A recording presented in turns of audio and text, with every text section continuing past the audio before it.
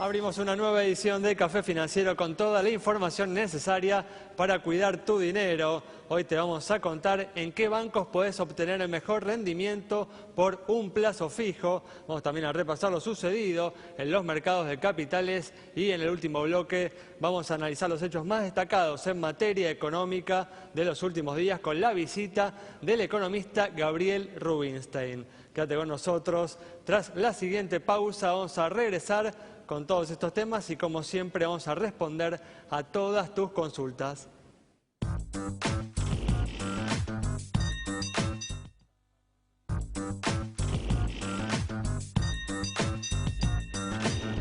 Bueno, ya estamos aquí con Yamila Escala, también está con nosotros Augusto Posleman para hacer el repaso habitual de lo sucedido en los mercados de capitales y también nos acompaña Maite Peñoniori en reemplazo de Santiago Chelara que continúa de vacaciones con toda la información de los bancos. ¿Qué tal? ¿Cómo andan? Muy bien, ¿cómo les va? Gracias por estar aquí una vez más. Bueno, vamos a arrancar con los temas que tenemos para hoy y justamente hoy se retomaron las negociaciones con los fondos buitre de parte de la Argentina para buscar una salida al default en el que se encuentra el país. ¿Qué expectativas hay, ¿no?, en relación a estas negociaciones que se han retomado hoy en los mercados, Augusto? Justo lo vimos hoy por la tarde el ministro de Economía hablando sobre este tema, bajando un poco las expectativas, porque la verdad que el mercado tiene, digamos, una alta expectativa respecto a lo que pueda pasar. Esto destrabaría créditos para la Argentina, ingresos de fondos, digamos que es una clave para la economía que viene, para el ajuste fiscal que el gobierno tiene que hacer, para dejar de emitir moneda y bajar la inflación. Esto sería una llave muy importante. El ministro dijo básicamente, señores, bajemos la expectativa, es una reunión introductoria, tenemos mucho por negociar, no van a ser 15 años como fue el gobierno anterior, tampoco van a ser 48 horas. Yo creo que es un buen puntapié inicial demostrando intención de negociar, como dijo palabra del ministro, vamos a hacer negociar fuertemente, pero tampoco podemos esperar que en 48 horas esté resuelto. Digamos, vamos por el camino correcto, pareciera ser. Sí, como ya dijimos, ¿no?, en más de una oportunidad, como bien decís, es importante, ¿no?, llegar a un acuerdo en los fondos buitre para facilitar, ¿no?, el acceso del país al financiamiento. Y esto es importante incluso para todos los argentinos, ¿no?, porque en la medida en la que se acceda a ese financiamiento, se va a poder suavizar, ¿no?, la aplicación de las correcciones que la economía requiere, ¿no?, justamente, y esto va a hacer que esas correcciones sean menos dolorosas, ¿no?, para el conjunto de la sociedad. Sí, digamos, cuando hablábamos previamente a las elecciones de unas medidas de shock o medidas de gradualismo, claramente un acuerdo con los holdouts ayudaría a poder hacer una política gradual, con financiamiento de largo plazo y a tasas razonables, podría evitar tener que hacer un ajuste violento en el corto plazo. Por ejemplo, ¿no?, yendo al tema de, por dar un ejemplo, ¿no?, de las tarifas de los servicios públicos, ¿no? Si uno tiene acceso al financiamiento, uno va a poder hacer esa corrección, esa modificación, esa suba de las tarifas de los servicios públicos que van a impactar inevitablemente, ¿no?, en el bolsillo de todos los argentinos de una manera justamente extendida en el tiempo, ¿no? Exacto, con un impacto sobre todo al inicio mucho menor sobre lo que más lo necesitan. Esto lleva tiempo de implementación, de detección de quiénes son los que realmente lo necesitan, quiénes no. Y esto mensualmente devenga costos que hoy están siendo financiados con emisión monetaria. Hay un riesgo igual importante, ¿no?, que es que una vez logrado un acuerdo con los fondos buitre, el gobierno ceda a la tentación, ¿no?, de dejar de lado las correcciones que la economía requiere y entregarse, ¿no?, un endeudamiento indiscriminado como sucedió en los 90, algo que los argentinos tenemos como cierta propensión, ¿no?, a caer.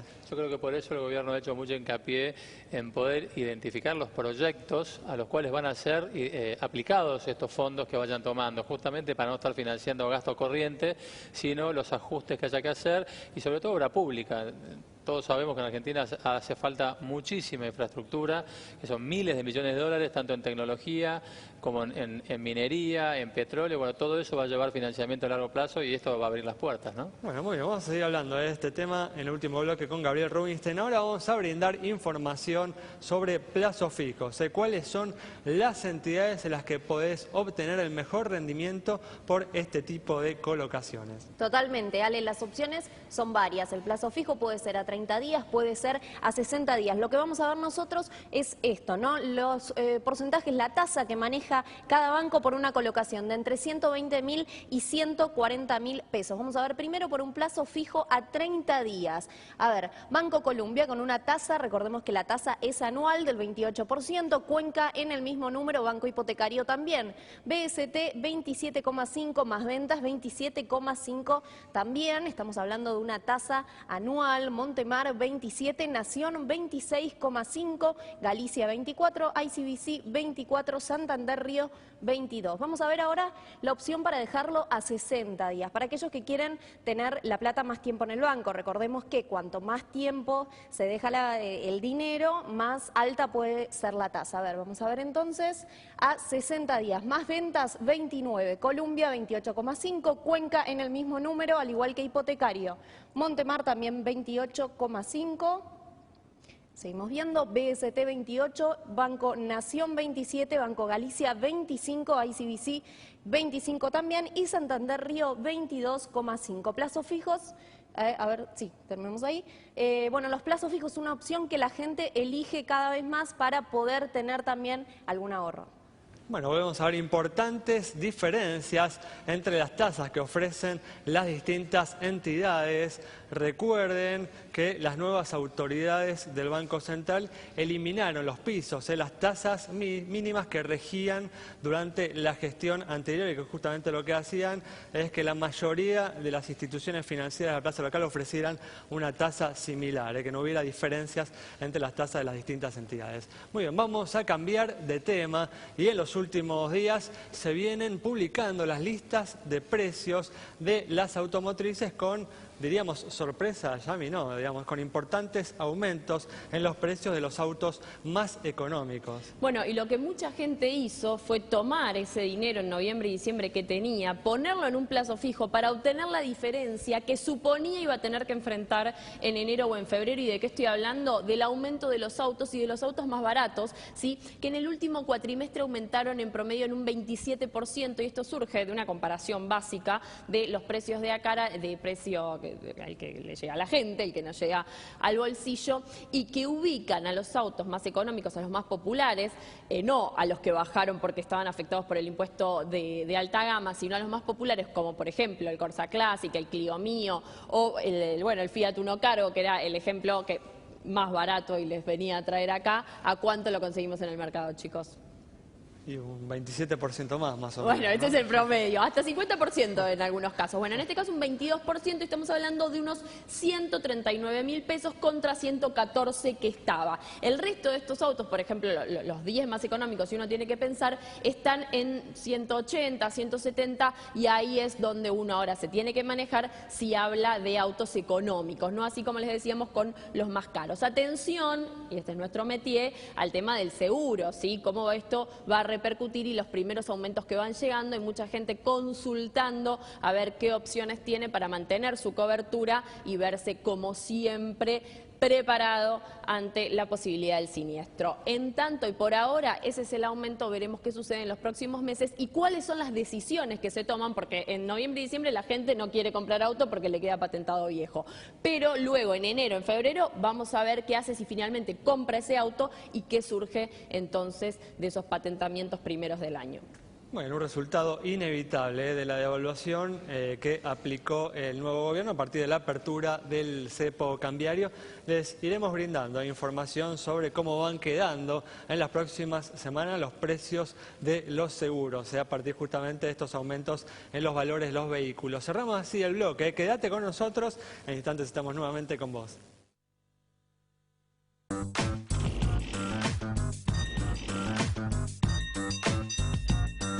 Estamos aquí de regreso y vamos a comenzar a responder las consultas que hemos recibido. Tenemos, por ejemplo, la de Ernesto sobre el estado del Banco Macro.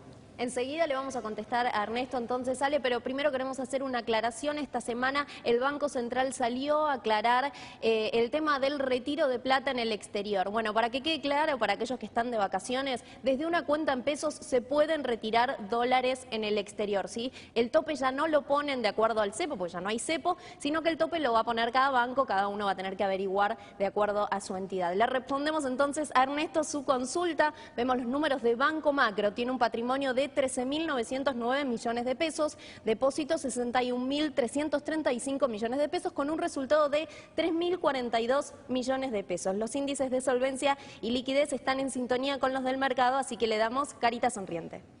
Muy bien, con el impacto que vienen teniendo en el salario las distintas medidas que ha tomado el nuevo gobierno, en las próximas semanas se iniciará una etapa de arduas negociaciones salariales que tendrán una importancia vital para el devenir económico de este 2016. Maite dialogó justamente con la gente en la calle sobre este tema.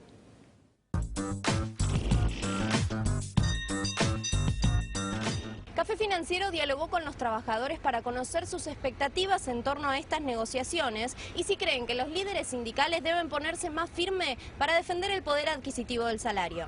¿Cómo espera que sean las negociaciones salariales para el 2016 tras el impacto de las últimas medidas en el salario? No, esperemos que sean buenas para todos, porque todo el mundo trabaja y necesita el dinero para poder progresar en su vida.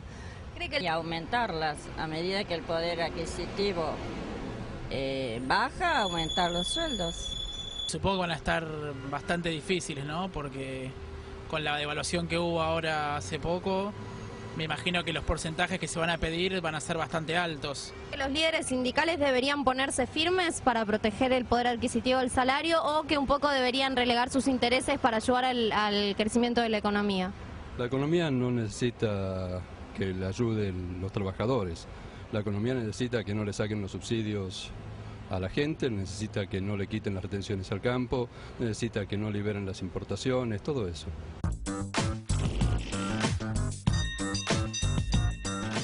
Bueno, se inicia un proceso entonces de arduas negociaciones en el que esperemos que se llegue a un punto de acuerdo. El gobierno debe mostrar un plan integral para resolver los problemas que presenta la economía, que distribuya equitativamente los costos entre los diversos sectores. Y los trabajadores tienen que mostrar predisposición para aportar su granito de arena. Si los distintos sectores, las partes, muestran posiciones irreductibles, la verdad que lo único que va a suceder es que los problemas van a tender a agravarse. Así que esperemos que se trabaje con seriedad y con compromiso. Bueno, vamos a cambiar de tema y una de las cuestiones definitivamente de la semana ha sido la nueva caída en el precio del petróleo, que se ubica en mínimos en 12 años. Augusto, bueno, ¿qué tenemos para decir de este tema? Hay que recordar, Alejandro, que el precio actual es de $30 por barril, veníamos de precio de 45, 50 dólares el barril, con proyecciones de algunos bancos internacionales de niveles de 20 dólares por barril, ¿no?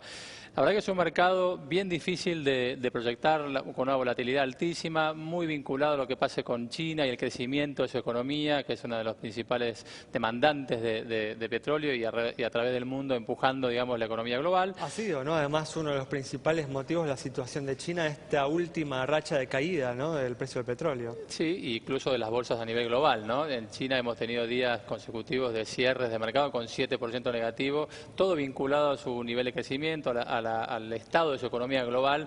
Y bueno, vamos a ver, me parece, en el futuro muchísima volatilidad. Hay que estar atentos a seguir el precio del petróleo. Creo que no está todavía cerrado el capítulo, Y un tema que también afecta, ¿no?, a nuestro país, justamente, que tiene vastas zonas petrolíferas que no podrán ser explotadas con este precio del petróleo, ¿no? Sí, hay que tener en cuenta que Argentina tiene un sistema particular de precios regulados, donde cuando el precio era 100, el precio que se pagaba internamente era 70, hoy con un precio de 30 se ha modificado a 67, pero hay como un sistema de regulación interna del precio, por lo cual la nafta no baja en Argentina, sube el precio del petróleo, baja el precio del petróleo y sube la nafta. Entonces, sí, Argentina es un caso particular, digámoslo así. Definitivamente. Bueno, muy bien, vamos a cerrar, como hacemos siempre, este bloque respondiendo a una consulta sobre el estado de una compañía de seguros. Sonia de Campana nos consultó sobre la situación de Seguro Metal. Esta compañía presenta estos indicadores. Arrancamos con un activo de 536 millones de pesos, pasivo 377 millones, patrimonio 159 millones de pesos, resultado positivo 6 millones, primas 99 millones de pesos e informa 1.324 juicios. Con indicadores que se condicen con los del promedio del mercado es que le otorgamos la luz verde de nuestro semáforo. Y recuerden, @Café Financiero en Twitter, en Facebook también nos encuentran como Café Financiero. Nos escriben y les respondemos. Cerramos así el bloque. Quédate ahí con nosotros en instantes. Vamos a estar dialogando con el economista Gabriel Rubinstein para analizar los hechos más destacados en materia económica de estos últimos días.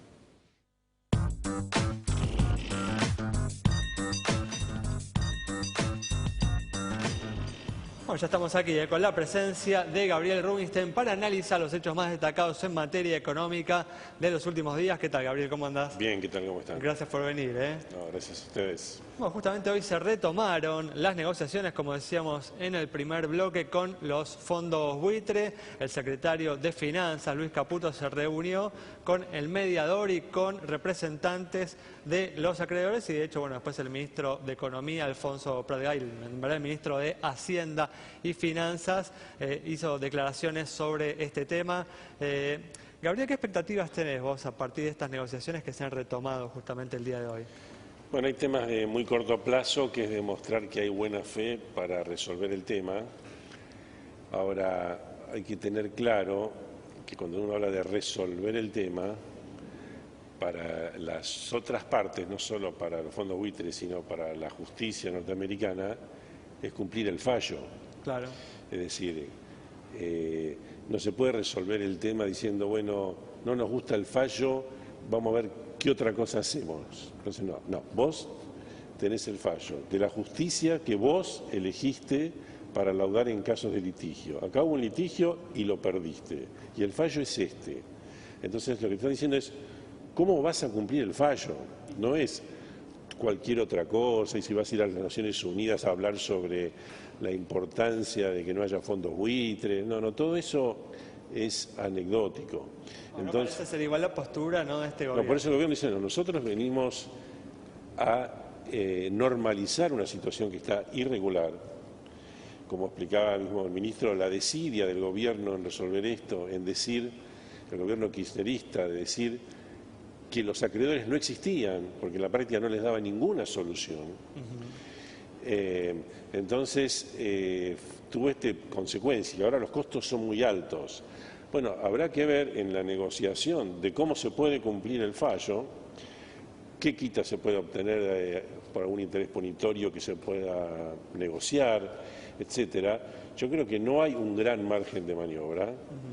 El mayor margen de maniobra va a estar dado por el plazo de pago y donde la otra variable que es muy importante es la tasa de interés. O sea, se puede avanzar incluso en distintas ingenierías financieras para que la tasa de interés sea la más baja posible, el plazo el más largo posible, si hay alguna quita mucho mejor, pero resolver este tema va a implicar cumplir con el fallo judicial. Pero bueno, ¿crees que se puede llegar a un acuerdo satisfactorio para todas las partes o crees que la Argentina va a tener que asumir un costo político enorme, va a avanzar en llevar a buen puerto estas negociaciones? Sea, hay un costo ineludible que es el costo de no haber hecho las cosas bien durante muchos años. Entonces eso fue acumulando un montón de deudas, de costos legales y de costos punitorios que se rigen por la ley de Estados Unidos. Entonces, lamentablemente esto no va a ser gratis para Argentina. Ahora, mucho más costoso es no arreglarlo. Por eso hay que arreglarlo, el costo hay que buscar que sea el mínimo posible y de ahí van a venir beneficios, es decir, bueno, Argentina vuelve a ser un país normal, que cumple sus compromisos y que va a poder atraer inversiones de toda naturaleza. Entonces, también hay un tema de corto plazo que tiene que ver con la obtención de esos 8.000 millones de dólares de los bancos, donde hay una situación un poco incómoda, donde se ve que si bien legalmente los fondos son del Banco Central, los bancos del exterior no se encuentran del todo cómodos teniendo que lidiar con juicios, claro, aunque finalmente piensen que lo vayan a ganar. Entonces, de alguna manera está este tema de solucionar, tanto por los temas de corto plazo como por los temas de largo plazo. Pero tampoco hay que darse una expectativa que se soluciona en una semana, esto puede llevar un cierto tiempo. O sea, reponerse, dice Argentina, dice que va a cumplir el fallo, que va a negociar la forma de hacerlo, que va a negociar de buena fe y logra reponer el stay en el juzgado, va a destrabar estos créditos y ya va a haber efectos benéficos inmediatamente. Después habrá que concluir todas esas negociaciones. Recordemos también, ¿no?, que después el acuerdo, ¿no?, al que se llegue con los fondos buitre tendrá que ser refrendado por el Congreso, ¿no? Y sí, y va a haber que hacer modificaciones de la ley Cerrojo y de la ley de pago soberano que inhibe hacer una oferta mejor que la que ya se hizo. Es evidente que si los fondos que no entraron a los canjes porque no aceptaron esas condiciones, solamente van a digamos, acordar si es algo diferente a eso. Eso incluso estaba en los prospectos que aceptaron todos los bonistas, está que hay litigantes que pueden llegar a cobrar otra cosa que lo que le están pagando a los bonistas. ¿Tu intuición, Gabriel, qué te dice? ¿Crees que se va a llegar a buen puerto en estas negociaciones? Sí, se va a llegar a buen puerto. ¿Crees que el Congreso va a apoyar el acuerdo que se logre, que se alcance? Yo entiendo que sí, que se va a lograr. No me imagino un escenario en que eso no se logre y se mantenga eternamente como un problema, que además que tampoco ni siquiera va a ser así, porque si Argentina dijera una postura, bueno, no... Si continuara la postura, digamos, de Kicillof, lo que se viene después es la aceleración de todos los bonos que están en el mercado, lo cual implica caer el canje del 2005 al 2010, volver a foja cero y tener que negociar un default de 100 y pico mil millones de dólares. O sea que el no arreglar este tema es un camino que todos van a ver como diciendo, bueno, es medio suicida. Claro, está bien. Bueno, justamente hablábamos manifestábamos, ¿no? En el primer bloque, al menos yo, una preocupación que es la siguiente, ¿no? Vamos que justamente se llega a buen puerto, a buen término estas negociaciones y que la Argentina facilita, ¿no?, su acceso al financiamiento internacional. ¿Temés que el gobierno en este nuevo contexto, en este nuevo escenario, por ahí demore o evite los ajustes, ¿no?, que requiere la economía, los costos que se deben asumir para las correcciones que se deben llevar adelante y caigamos en un ciclo de endeudamiento como aquel que se dio en la década del 90? No, digamos, según estimaciones que hacemos en nuestra consultora, se puede ir bajando el déficit de forma persistente, pero no violentamente. Al principio va a haber que asumir algunas deudas. Una es la propia deuda con los holdouts, el número que sea. Va a haber que asumir algún grado de endeudamiento, digamos, para suplir algo del déficit que no sea financiado con emisión monetaria, pero se puede combinar las dos cosas, es decir, un endeudamiento que haga un pequeño salto y que después no crezca, incluso pueda ir bajando en el tiempo en relación al PBI, con una baja permanente y suficientemente importante del déficit fiscal que nos vuelva a la normalidad nuevamente, es decir, que nos vuelva algo sostenible. Es decir, la única manera de bajar la inflación, todos lo sabemos, salvo algunos economistas del kirchnerismo que no querían, que no sé cómo se han formado en la universidad, pero todos sabemos que sin una baja del déficit y la correspondiente falta de emisión monetaria, o sea, que baje la emisión monetaria sustantivamente, no se va a poder solucionar el tema de la inflación. Entonces, y también sabemos que nadie nos va a prestar mucha plata, aunque quisiéramos endeudarnos y volver a los 90, a donde sea, nadie lo va a hacer, porque nadie va a ser tan tonto de prestarle a un país que todo el tiempo crece su deuda, especialmente sabiendo que es un país propenso al default. El punto de partida igual es bajo, ¿no? Para la deuda sí, hoy pero no tenés un gran margen bajo de endeudarte. Si vos no bajás el déficit fiscal, no te van a prestar. Ahora, si vos vas bajando el déficit fiscal de una manera creíble, ya te van a prestar más para proyectos de inversión que para el propio déficit, pero te van a prestar, vos vas a poder bajar la emisión monetaria y vas a poder llegar a una economía ordenada, con una inflación baja del 5%, 7% anual, con un crecimiento relativamente alto en una economía que está bastante improductiva, pero por ahí del 4% anual, en poco tiempo, y vas a decir, bueno, esta es la economía que deberíamos haber tenido todo el tiempo y que por un montón de desajustes y de problemas no se hizo y ahora estamos en condiciones de hacerlo. No es algo que lo puedes hacer en forma tajante, pero si mostrás el sendero adecuadamente lo vas a poder lograr. Muchas gracias, Gabriel. Nos vamos entonces con el análisis de Gabriel Rubinstein, optimista respecto a las posibilidades de un acuerdo con los fondos buitre y al sendero que eso puede trazar en materia de crecimiento, de recuperación de la economía hacia adelante. Nos reencontramos en estos próximos días aquí en Metro.